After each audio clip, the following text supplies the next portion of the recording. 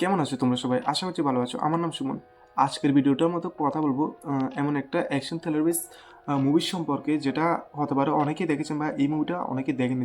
যারা দেখেনি তাদের জন্য এই মুভিটা। তাহলে বেশি বক না করে সোজা ভিডিওটা শুরু করা যাক। তাহলে এই মুভিটার স্টোরি সম্পর্কে কিছু বলে দিচ্ছি। এই মুভিটার স্টোরিটা এমন যে, এইটা হলো এমন একজন ব্যক্তি যে সে যদি একবার রেগে যায় তাহলে সে নিজে থেকে নিজেকে ভয় পায় এবং সে একজন ফাইটারও।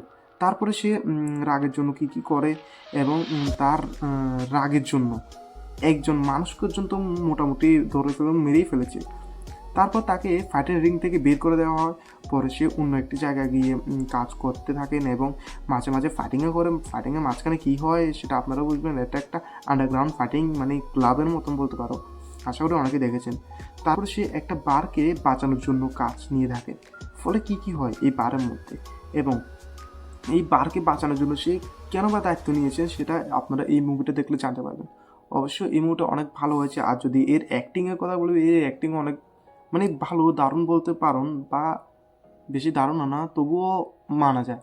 আর এর যে মানে কি বলবো, ওরা ওরা ফার্মিং এখানে অনেক আছে।